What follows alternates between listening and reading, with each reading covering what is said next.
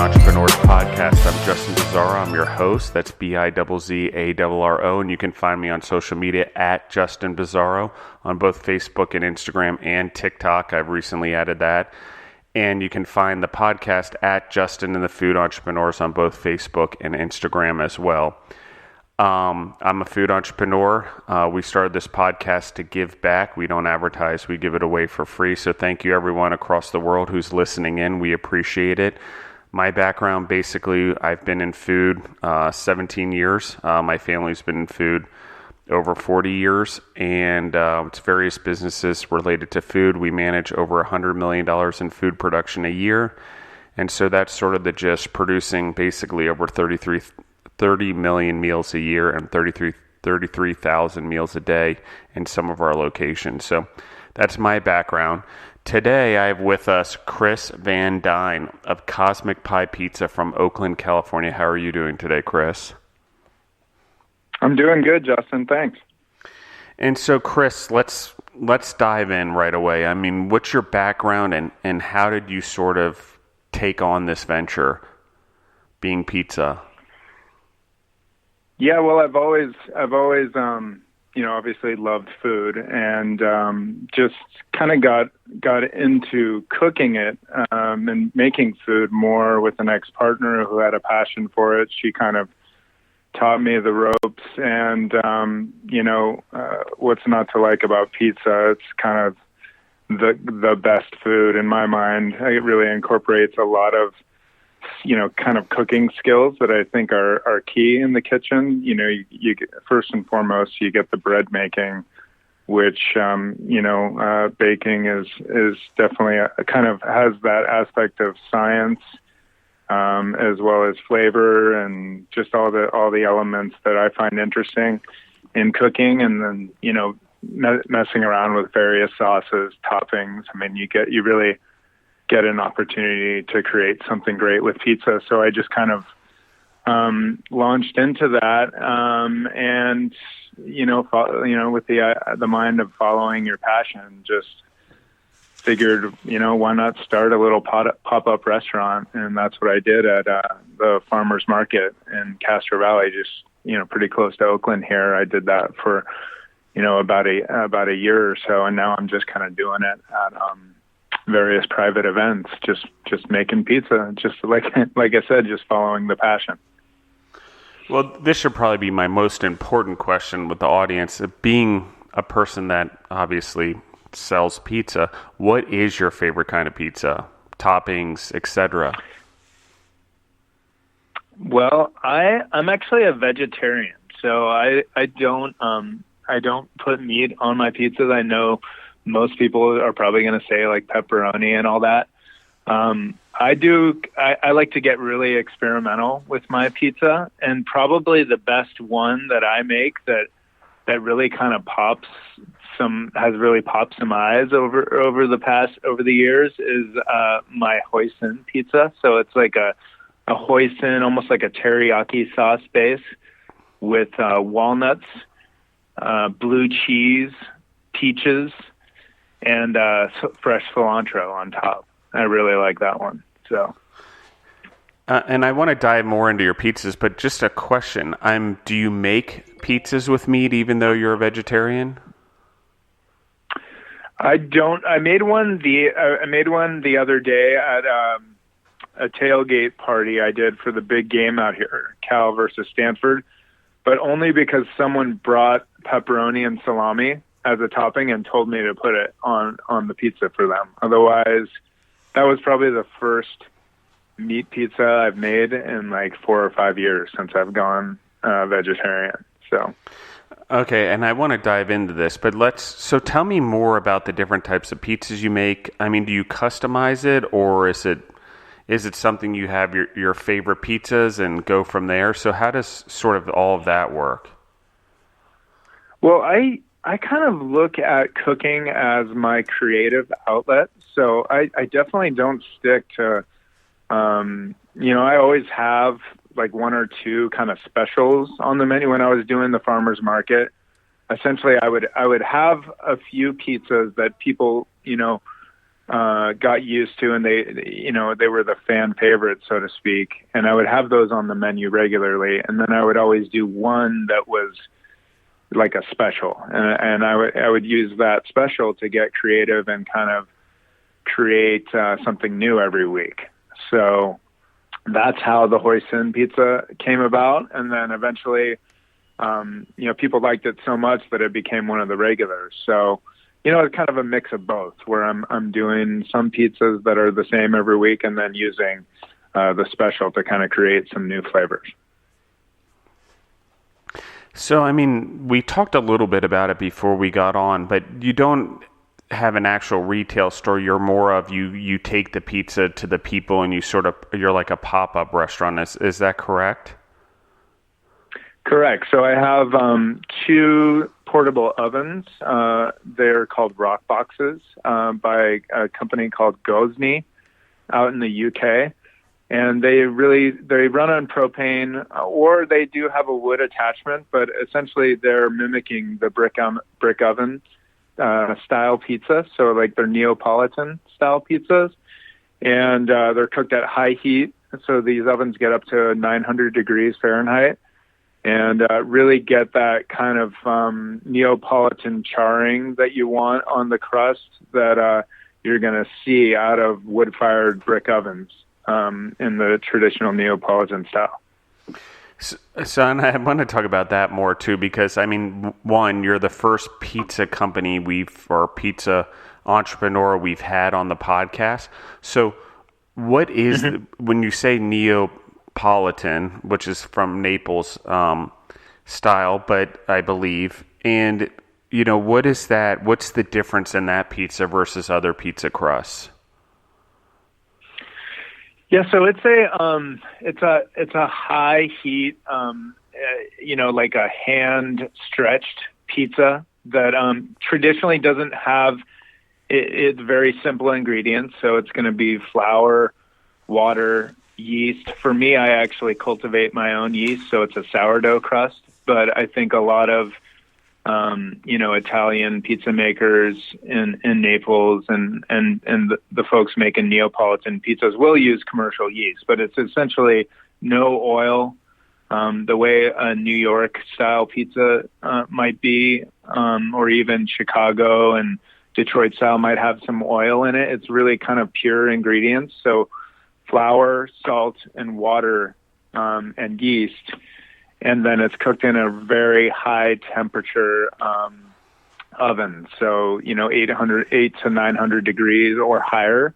And it's just kind of blasted with heat. So you're going to get some of that, like that charring where you see the crust that is almost blackened in leopard, what they call leopard spotting is the term that they use. So it's going to be the small little bubbles that are blackened. That's sort of the typical look for a Neapolitan style pizza. So it's not to be mistaken if it's burnt or not. It just has the bubbles because that's part of the appeal, that crunchy sort of flavor integrated in with the pizza and the marinara sauce and the cheese or whatever type of sauce it is, etc. Correct. I would say that you don't want to burn the crust. It's going to be almost like a white to golden color, like around the majority of the crust, but then you're going to have some of these little bubbles that pop out and get blackened, and that gives it's the Neapolitan, its crust, its kind of signature flavor. And that's a result of you ball the dough up and let it ferment in ball form, and then you press from the middle of the dough out to the edges, and it forces the air out into the crust. And that's what it enables it to bubble out and blacken, giving it that flavor. Okay, so let's dive into. You said you went vegetarian about 5 years ago, and I want to dive into this because obviously you're now. We've talked about the meat, so no meat. You stay true to your palate and in your diet, or however your lifestyle, I guess would be a better word. Explain sort of the mindset behind the switch over, because again, this is something new we haven't talked about on the podcast, so I really want to dive into it. And really, I'm curious about it because Deborah and I, we just watched the Game Changers documentary on Netflix. So I'm curious about, the vegetarian lifestyle and how you came to a decision to go that direction, if you don't mind talking about it. Yeah, no, absolutely. I mean, I almost, it's easy to, I could probably talk for an hour on this alone. So I'll try to summarize it as best as I can. I think it had always kind of been on my mind a little bit, just surely out of a love for animals. I mean, I have two dogs. I have actually 2 dogs and 4 cats. So grew up with animals, just, love animals. And there's always just been a little bit of do we really have to be killing animals in order to survive in the back of my mind? But, meat is delicious. So I just kind of turned a blind eye to it. And then just one day, I was at a music festival, and one of my friends kind of turned me on to a couple documentaries, Cowspiracy, Forks Over Knives, to name a couple and it just kind of allowed me to see a little bit more of the sort of practices that were going on with factory farming, some of the health benefits of going vegetarian for some people. And there was many different things that were kind of pointing for me to go vegetarian, some of it just being like a spiritual thing that's just, not wanting to harm another life form unless you have to. To kind of answer your question, it was multiple different sources kind of pointing at it, and it just made me decide to do it. The main thing for me is that I don't actually want to kill animals. And so I didn't feel it was right for me to delegate someone else to do it for me. You see what I'm saying? So no, absolutely. For some people, yeah. And for some people, you know what, they might be okay killing animals, or they see, animals as food, not as pets. And for those people, I get it. You go on enjoying meat. But for me, I just don't see animals as a food source as much as other people do. It's a totally personal choice. I'm not saying that it's right for everybody, but that's what I felt like it was right for me. Yeah, one of the things that I find interesting in it, and as someone who does eat meat and has started moving more towards more vegetarian-based foods or plant-based foods, not just because I feel better when I eat that way, and less grains and stuff like that, and minimize some of that stuff that's in my diet, and cleaner foods for sure. Being in food as long as I have, I understand that, the compounding effect of food and things like that on people. So I'm always interested how people get where they are. I got where I am through one, exercising and wanting to feel better about myself, but mainly because I've been in food for so long, particularly in health food, that I've began to understand food differently. And it's always different for people, and it's something we do. Obviously, you're supposed to eat 3 to 4 meals, depending on what diet you're on a day, or just in general to survive. And it's a personal expression of who we are and what we think and our beliefs in a much deeper level than we ever account for. And so, totally. hearing what you said, I mean, there's a core value there and a core belief inside you that has to do with animals and cruelty and things like that. And that's where it resides with you, and how you demonstrate that it is and practice it, not only thinking it or having a belief, is in your food. And I think that's pretty cool. So I can't imagine it's a big step, but it's discipline, I gotta say, and when you believe in it, it probably makes it that much easier, because I know for me it's a lot easier to give up gluten and give up potatoes and things like that, because I believe in the diet and lifestyle that I'm living. So that's pretty neat. Totally. And Yeah, and it's a big part of why I wanted to become, kind of get into the food business, because I feel like it's an opportunity for me to make an impact.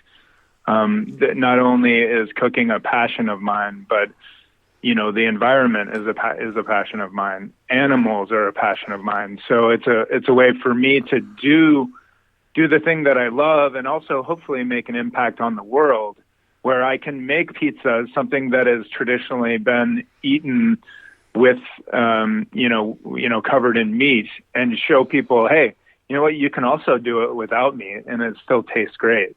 So, and hopefully that can, just building our awareness of that a little bit, can help to reduce some suffering in the world, and raise a little bit more awareness of how animals are treated in these factory farms, what environmental impacts, huge animal farming has on the world. So anyway, that's kind of how I got there as far as making only vegetarian pizzas.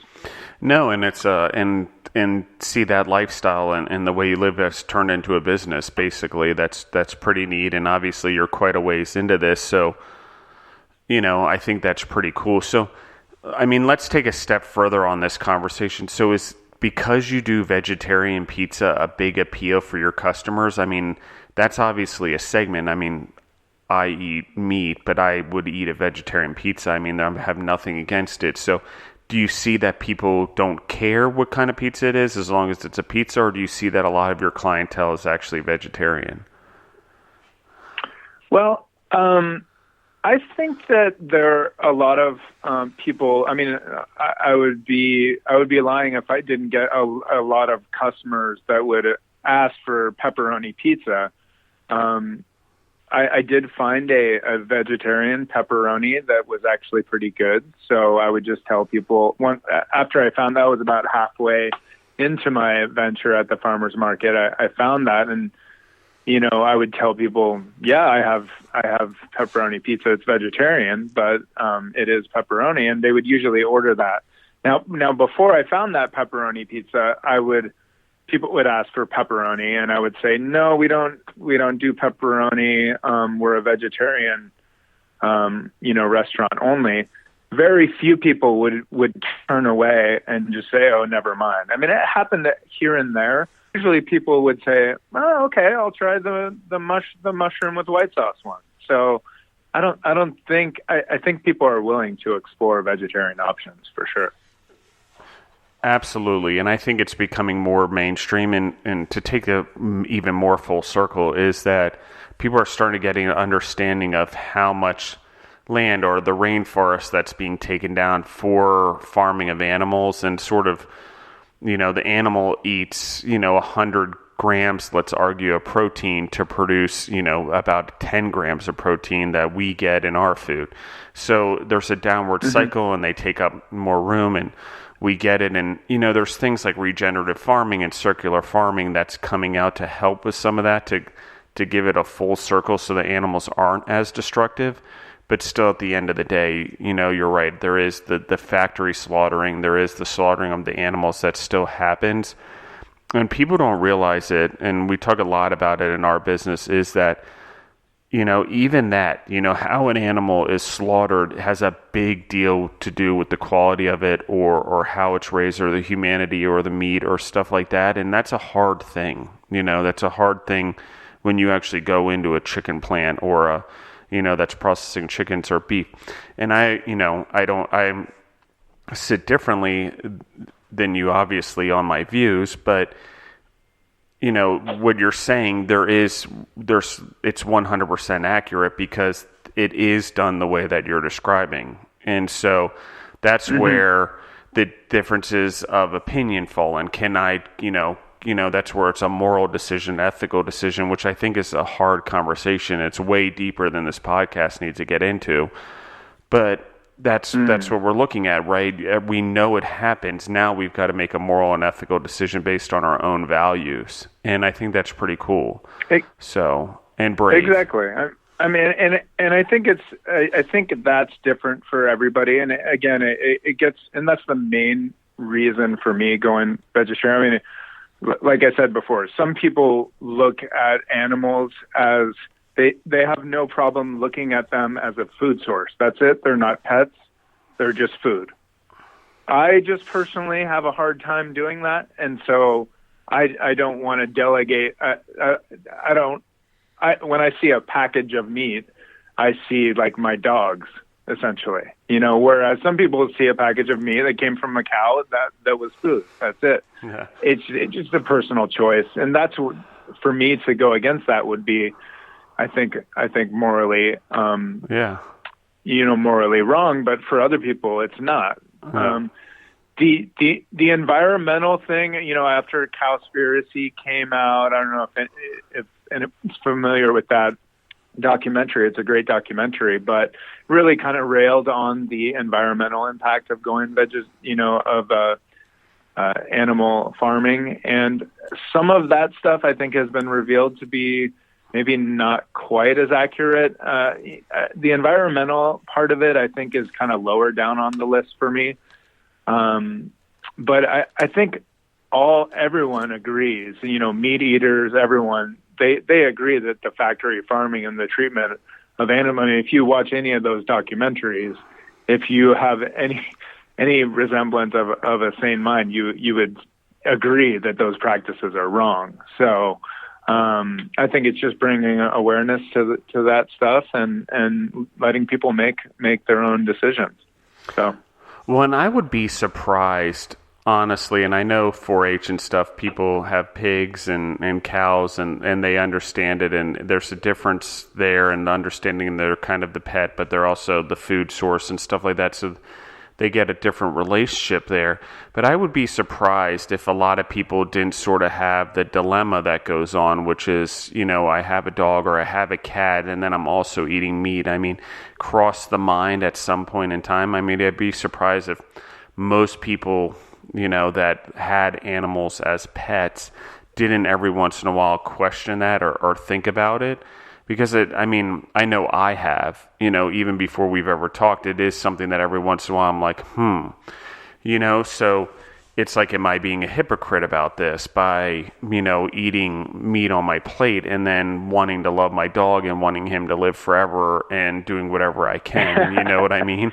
So, it definitely consciously crosses my mind on a regular basis. And in a way deeper level than probably people understand and what goes on. I'm very internal and I juggle a lot of things internally and my purpose and stuff like that. But it's pretty awesome that you're doing it. I think it's a brave thing because, people still, we're a meat eating culture, around the world. And, it's hard. There's some place in the world you can find vegetarian, but I do know this, where I really lie is eating meat long-term for humans, whether it's generations, it's just not sustainable. The thing is, the more we grow as a population, we're going to need more efficient food sources and animals growing fields of corn and whatever else and wheat and whatever else to then feed animals to feed us. Taking up all that land, it's just not long-term efficiency. Why? Because it's a simple math equation. There's only so much land to do so many things, and we've got to live on the land. We've got to have enough water for the land, and then there's got to be enough food to feed all of us and our pets. So exactly. And I think that's why you're seeing the big money being dropped into some of these plant-based, quote unquote fake meats like the Impossible Burger and Beyond Meat. These are big, venture capitalists are sinking millions and millions of dollars into these ventures. And it's because they see the same thing that you just mentioned. In the long term, call it 100 years, call it 500 years, whatever, eventually, the price of beef is going to be too expensive to feed all the people in India or Asia. It's not going to be possible. So we got to find a better way. Yeah, exactly. And, regardless of where you fall on it morally, or ethically as a human being, that this is the reality we're going to face. And it's not like, we're probably not going to see it in our lifetime, but I would fairly say that at some point humanity is going to have the dilemma. And the other reality, in my opinion, and I talk about this a lot, is food deserts, places that can't feed their populations because there's not enough water, or there's not enough animals, or there's not enough places for them to graze to even grow the animals. And we're talking about importing, exporting. I get it, but it makes things more expensive. But the reality is food's going to need to always come local at some point. And when you have a food deserts, and we're talking about indoor agriculture or factories, if you will, we're way better off controlling water sources, controlling environments through hydroponics and aquaponics and indoor farming of plants. And fruits and vegetables and whatever. So it's just, in order to do that, if you really want to fix starvation, you really want to fix obesity, and you really want to fix all these foodborne problems, it has to come from plants. Like, that much is clear, because that's the only way to control it, to control the nutritional values. You've got to really hone down on those things, and it produces more food to feed more people nutritiously than other ways of doing it. So I'm not trying to disrupt it, or I don't, say I have any problem with the meat industry. It's just inevitably this is the way to solve the problem. So, Yeah, and if you think about it, it kind of, I think the diet, I can't remember exactly what Michael Pollan suggests, and I think it's Omnivore's Dilemma, or maybe one of his exactly books. It. Yep. It's like eat whole foods, not too much of it, and mostly plants, or something along those lines. Yeah. And I think it kind of it kind of mimics what, speaking of the fad diets, the paleo diets, and what have you. That kind of mimics what our ancestors ate. We didn't eat meat that much. We didn't eat meat every day. When we were hunter gatherers, so it was something that came around probably once a week or something like that on special occasions. And I feel like if we could get back to that, where all of us were eating meat once a week, then the world would probably be a much better place. Yeah, absolutely. It's just, it's just the level at which we're doing it. It, like you said, it's not sustainable. So yeah, and I agree with you on that 100%. And our bodies and the way we're primarily plant-based. Now, that doesn't mean we don't supplement things, or up in Alaska they don't eat a lot of fish when it's time, or caribou when it's time, but it's not around all the time. They don't catch enough fish every day to eat 3 pounds of meat a day or protein. They're getting it from a lot of different sources in order to have those diets. And why one population or culture may have more fish or more meat than another, the reality is we're still built to process plants more efficiently than we are meat. And that's just the way it is. And that doesn't mean we like I said, it depends where you are morally, whether you want meat or whatever. But you're right. If we could slim it down, or we could, eat more plants, it would be a different environment. And the other part of it is, plants exert CO2. Absorb CO2 and exert oxygen. And animals are like us. They breathe in oxygen, exert CO2. So the more animals you have, if oxygen ever became an issue, which I have no idea, that basis to me, I have no clue, and I'm just basing it off of knowledge, what I know about plants and humans. At some point, if we want a cleaner environment, plants are cleaner at filtering the air. They don't produce waste, and if they do, it's a bio-waste mass that sort of biodegrades quickly. So, that can be recomposted into the ground to grow it. And so from a food standpoint, plants are more circular in the farming and giving back. It doesn't mean animals don't serve their purpose in their manure and stuff like that. It just means at some point we're going to have to figure it out differently. And that doesn't mean there can't be both. It just means, like you said, it's probably going to be more like meat once or twice a week versus meat for every meal. So It's just something that I know is coming just based on food. And is it a long ways away? Probably. But as the population's growing so rapidly, we're getting there quicker. So, which I think is one of the things that's great is all the local sourcing, plants and animals and vegetables. And, you should really, I encourage anyone listening to the podcast to go actually explore where their food's coming from. Educate yourself. We eat all the time. It's what we do. I think we do that probably more than anything else as human beings, other than maybe work or be a parent or whatever, or sibling. But functionally, we probably do that more than anything else, or think about food, or go grocery shopping, or prepare for things that are coming up like tomorrow for Thanksgiving. I think it is really important, the movement that's going on, to know where our food is coming from, but not only knowing it, actually going to see it. Go see the local farms, go take a farm tour, see how things actually are, explore the factories on how the animals are done. I mean, really, I think we sort of don't really understand how in-depth food really goes and how it's done. Or the blueberries that we buy at a grocery store, we could buy local blueberries for like 10 cents more, but we buy them from Chile instead and ship them on a ship. And, what does it mean? Do they still have nutrition in them? Or, how fresh are they? Not as fresh as the one locally, and if we buy the ones more locally for 10 cents more, eventually the demand will go up and they'll produce more supply, and maybe it'll even out to where it's not 10 cents more. So things like that, I think, are just, I've opened up a can of worms here, but I appreciate the conversation. Yeah, like I said, you can definitely talk about this subject for hours, but I would encourage your listeners, if they're interested in this subject, there's a book by Barbara Kingsolver. I can't remember the name of it, but I'm sure you could look it up and find it. And it's about her living on a farm for a year and committing to eating nothing but food that she and her family grows, as well as the food that's in their local community. So at farmers markets, they have a rule where they can't go more than like 10 miles to get any of their food.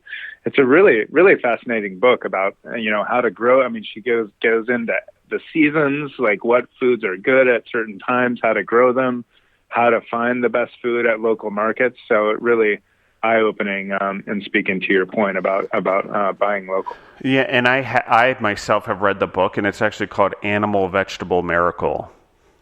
I remember right. I think that's the one you're referring to. She has many books, if I remember. But I read that one, I don't even remember now, but a few years ago, and I think it's pretty cool. And it is. Definitely. If you live that way, you're not slaughtering an animal every day. You don't have enough animals. They still have to give birth to new animals, And so that's right. Where we really start to think about it. How does it work? And what does the industrialization of farming in terms of animals really mean? And even fruits and vegetables in a lot of way, and how much corn, soybeans, and wheat we produce in this country versus the variety of other fruits and vegetables that are out there. So, all right, I want to switch topics a little bit. So, Chris, let's get into more the business stuff, because I'm going to keep going down the rabbit hole because my mind's gone in that direction. But no problem. It's, when you do these events, do you do them solo? Tell me a little bit about how you get an event. How do you put together a team, if you have a team, things like that? So when I was doing the farmer's market, it was just me and my wife. I needed my wife there because she kind of ran front of the house. She was handling money, operating the cash register, and she would help to, cut up the pizzas, even cook them sometimes when we were really busy. But mainly it was because she had to handle cash, and per the, health code regulations, you can't handle cash and then go and handle food. You have to, we had a wash bin there. So because of that, aspect of handling cash, right, you really need a second person in that type of setup. Now, when I do private events, I can actually do those by myself. If I would say at like 50, if the party is about 50 to 60 people or less, I can handle that by myself. The one thing with pizza that's tricky, though, and what I always tell people before they hire me, is that I'm good if you guys have other food options going on besides just the pizza. And it's a situation where, you come up, I have like 4 pizzas out and people just kind of grab a slice or 2 at a time and then go on and mingle. If it's a situation where you have like where I'm making pizzas for someone as they order, that's where, parties become a little bit tricky because typically everybody wants to eat at the same time, and pizzas don't really work well in that situation. I don't know if anyone's ever, had like a food truck cater a party where they're doing pizzas. It ends up being a long wait because even in my, my 900-degree ovens that take 2 or 3 minutes to cook pizzas, I mean, if you get 50 people all ordering at the same time, it just doesn't really work. So for me, it works a lot better when I'm firing out pizzas. I have 4 pizzas laid out or 6 pizzas laid out at a time, and people are just taking, a slice or 2 and going on their merry way. So to answer your question, it kind of depends on how many people are at the party that I'm catering, but generally I can do it by myself if it's in that type of setup where people are grabbing and going. Well, and I mean, that's so efficient. I mean, you really think about it, you're doing it all yourself. You don't have to worry about labor or overhead, and you're making the pizzas. Mm-hmm. I bet it's kind of exhausting, but you're probably used to it now. And I say that relatively. People might say that about my life as well, and running around and being on planes all the time. But it's it's cool because I didn't, for me, and I'm just going to, I never thought about it that you could cater events and go to events and almost pop up catering events related around pizza, because in my mind, it always had to be brick and mortar or a truck or whatever. And so that's sort of where I am with that. I think it's just a really cool concept. So obviously when we reached out to each other and talked about the podcast, and I looked at it and I'm like, okay, this is a really neat concept because, it's unique to me. And while it's a traditional food and everyone loves pizza, it's hard to get pizza to people, when it's outside or it's an event or it's a party. And like you mentioned, the football game, how do you get it there? And you figured out a way to do it, which I think is really cool. Yeah, I mean, that was definitely the hardest part is, I had to unload I have a little cart and I have 2 tables. I mean, all I need is a 7x7 space. And there was probably 40 or 50 people there. If you go above that, if you're getting into the 150 people person party, I probably need both of my ovens, my little rock boxes, and I might actually need a little bit of someone else helping me to like cut pizzas up, just because the pizzas are going so quickly with that many people. I mean, that's my favorite way to do it. I mean, especially because, my wife is obviously working pro bono, so she's just doing it to support me. So if I can leave her out of it, that's ideal. Or even go to a party where she can actually just enjoy the party if we know a bunch of people there and I'm just cooking pizzas, and then I'll even have a beer while I'm cooking. I mean, again, it's like a passion for me. So I almost enjoy going to, if I have close friends that are throwing a party like that, I'll offer to cook pizzas and they can just cover my costs, and I'll just do it as an attendee and have a few beers, cook some pizzas. Why not? Well, it's good marketing, I bet, as well, getting people to taste the food and just be there. And I mean, exactly. Which brings me to the next question is, how do you market your concept? How do you get people to buy in or procure your services? It's really just word of mouth. I mean, I have a 9-to-5 job. So this is just something I do on the side. When I was doing the farmer's market, it was every Saturday, and it did get to be a lot. I mean, it was like probably 10 hours of prep, plus another, 6 or 7 hours at the market a week. And the 10 hours of prep was like, every Wednesday and Thursday night, I was at the commercial kitchen, chopping up and toppings and prepping the dough and everything. It just got to be a little bit much, especially because I have a fairly demanding 9-to-5 job. So for me, going and doing the private parties where it's just kind of word of mouth, people stumble upon my Instagram page and just, send me a private message, and I just kind of do it, once a month or so. And that's more my speed than having to do it every week. So I'm actually not really vigilant about marketing it, only because it's just it's more like a hobby for me right now. One day, will I be ready to jump off and do it full time? Possibly. But for now, I'm pretty happy. It's not like I'm in a dead end job, 9 to 5 where nothing's going on. I have a pretty good job full time, so I'm not in any rush to do the pizzas full time at this particular moment.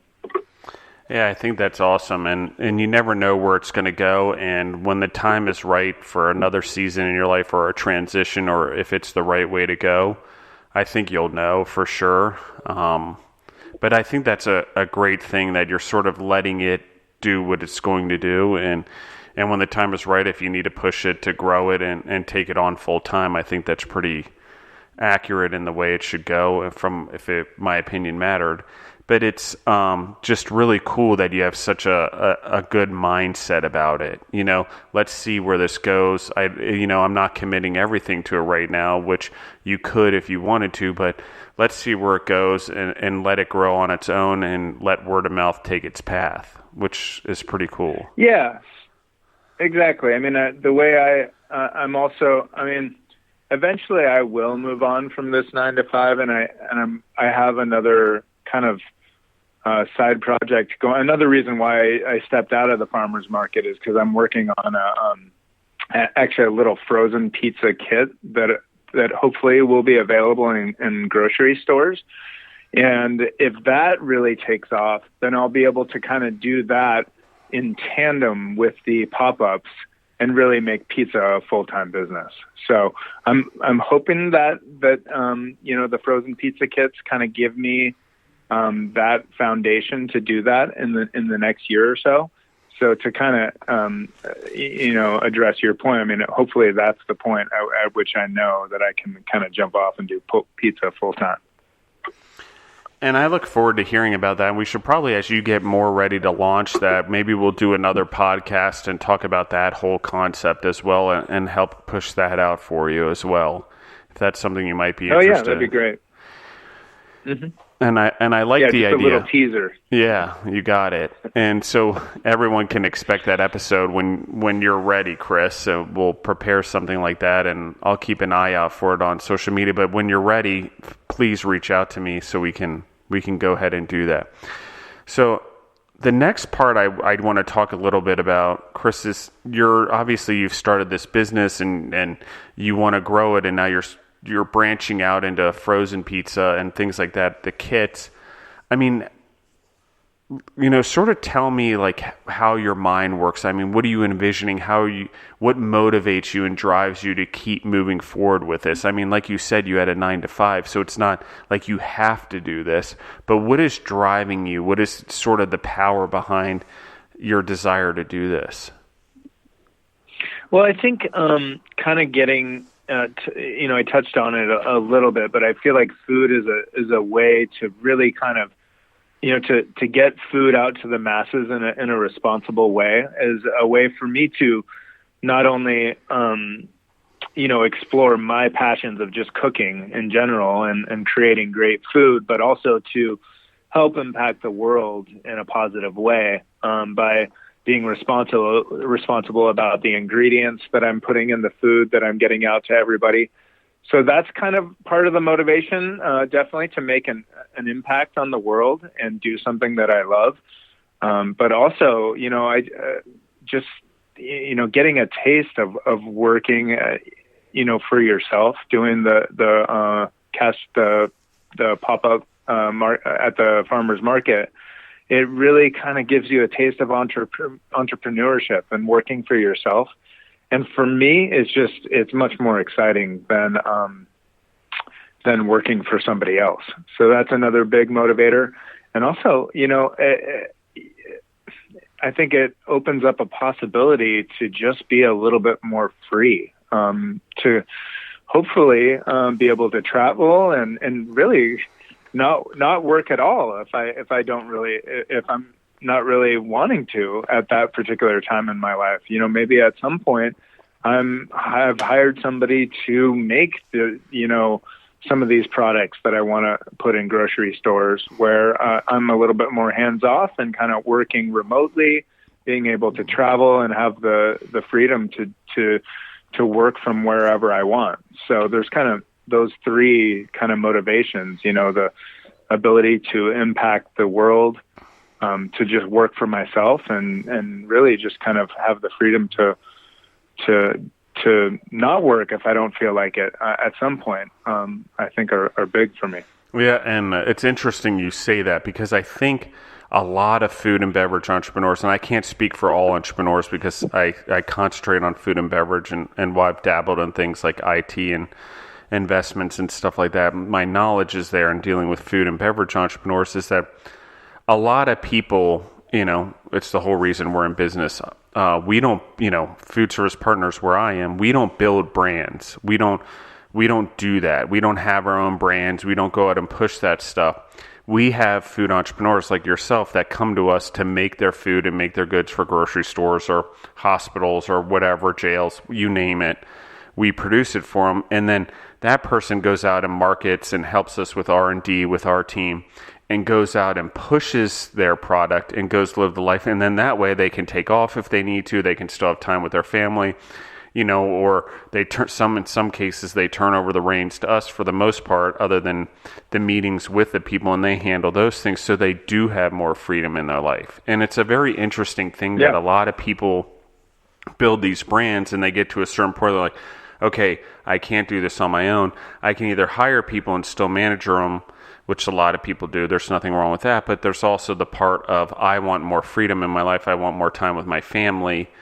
They have companies like us that exist that can do it all over the country. And then it sort of eases their mind that they don't have to do it 24/7 and build this brand on their own.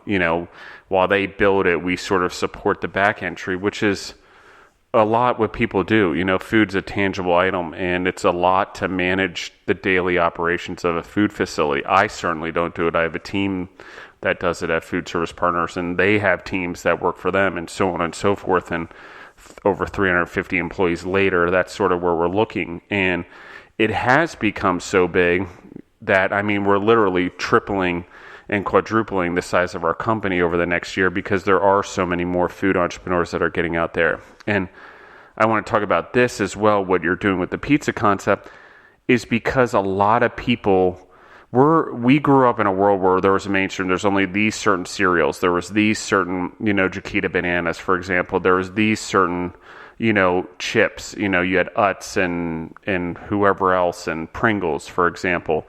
But now life isn't like that anymore. There's so many entrepreneurs that are out there because we all can customize the food that we eat. I don't have to eat Skippy's peanut butter or Peter Pan peanut butter. I can have a Justin's peanut butter, or I can have a local Georgia Grinders out of Georgia that has all natural peanuts or almond butter or cashew butter or pecan butter or whatever it is. There's all these entrepreneurs that have emerged that, aren't as big as the huge, ones, but they are gaining ground and building these businesses. And it's what you're doing with the pizza. And I think it's pretty awesome. And what people like, how you've got 5 years of experience of doing the catering, and you've developed and perfected your skills. So now it can carry over into a retail setting. And I think that's pretty awesome.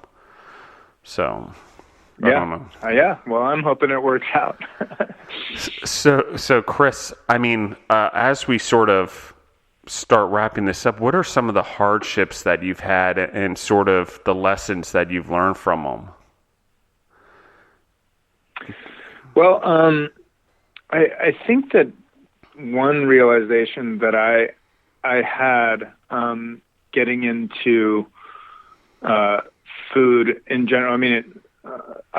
we also launched another product probably 3 or 4 years ago. It was a coconut milk yogurt frozen bar that we had in we actually did get it onto shelves.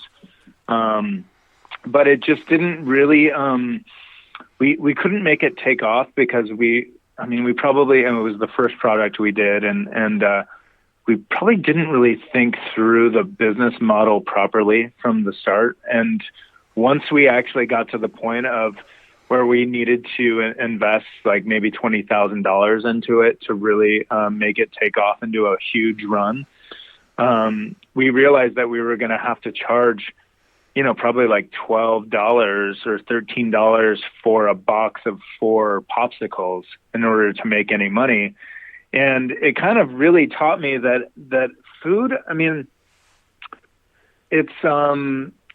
it's complicated because the major food producers just have so much buying power that they are going to be able to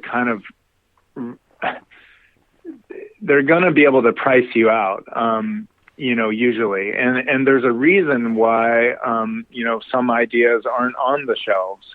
And it's because other people have thought of it and just realized that it was too expensive.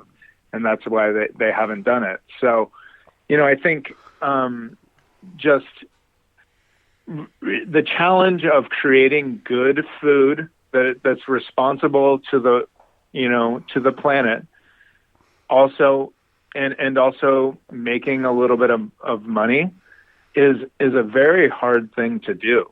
And I think just like kind of going through that experience of realizing that we didn't really think the business model through, and that you have to really, figure out what your costs are, like up front. That's the first thing you need to think of before you start on a venture, and kind of failing at that, for a lack of a better word, was definitely a hard thing to go through.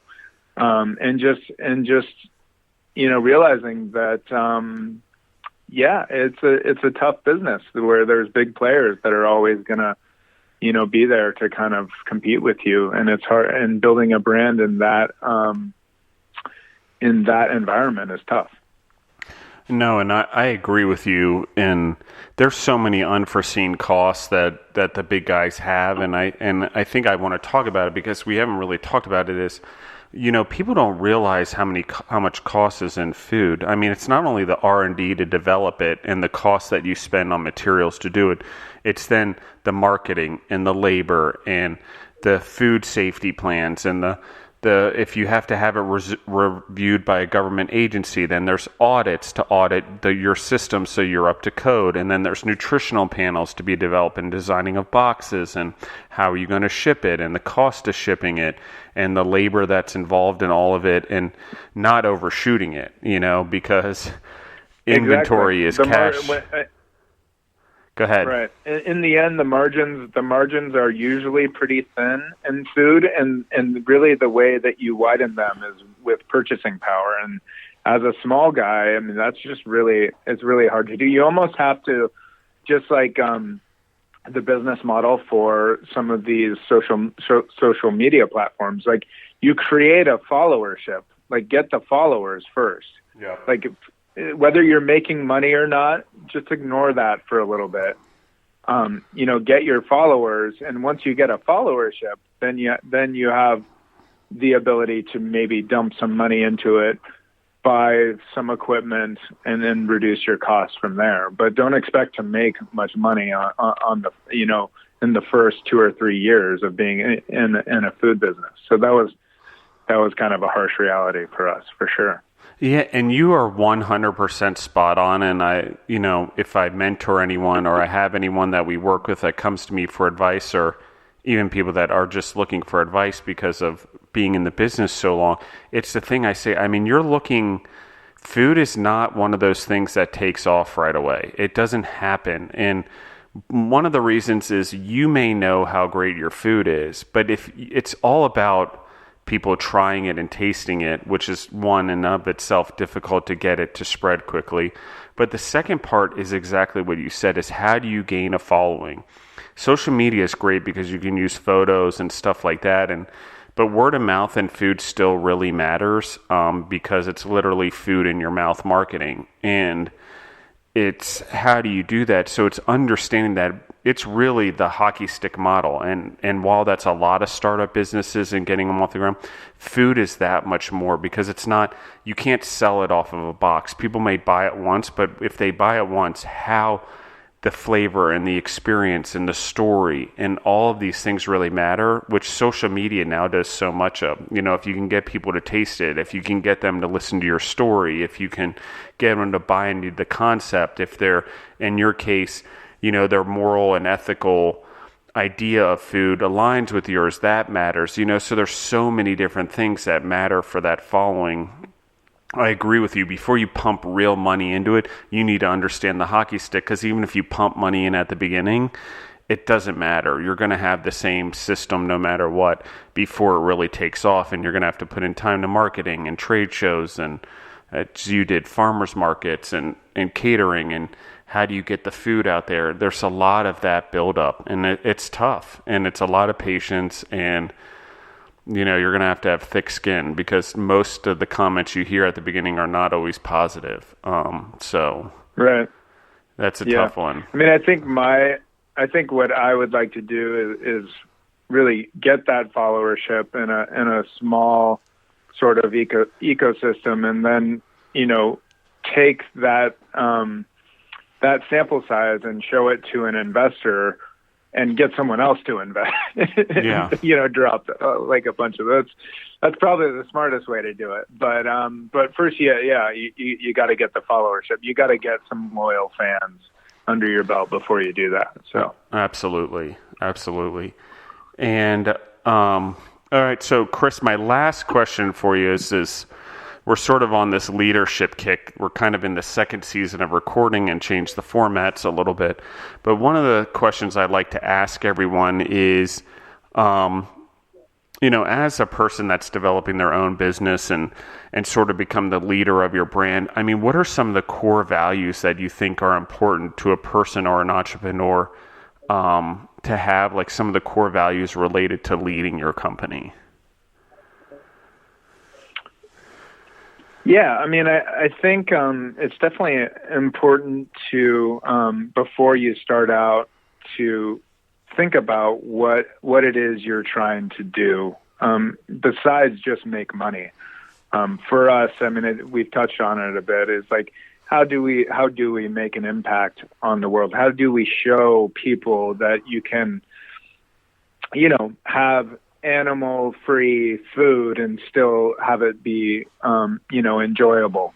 How do you, create, packaging that's compostable, that uses your organic ingredients? I mean, whatever whatever values you want to infuse into the business, write them down and put them up on the wall and just have them there to remind you of what it is that you're doing. Because I think, having that physical reminder, will get you through some hard times, when you're burning the midnight oil, when something unfortunate happens, because it always does.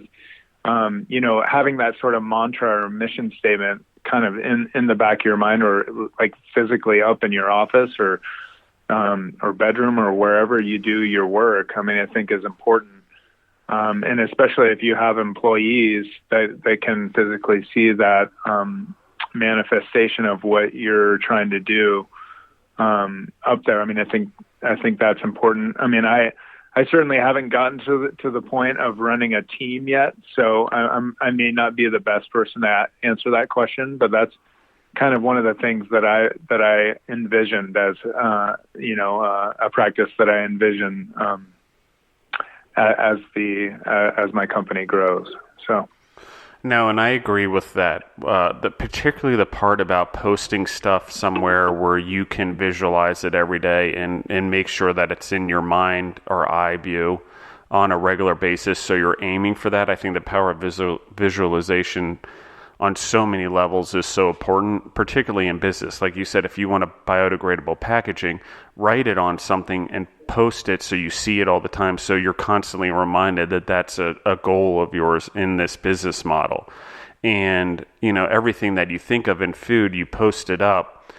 Deborah and I do a lot of this in our own business, or the ventures that we do, is you get all your ideas out there and you flush through them, but when you see them all together and you write new ones up there, and while it may grow, they're all there so you can see it. And for whatever magical reason and power of the brain or power of attraction or whatever it is, that stuff starts to come into fruition just by having it out there and looking at it. So I think it's really important as well that that's what people do and grow, and it's an important value to have, is the discipline to do that and to look at it every day, even if it's a glimpse. So for sure.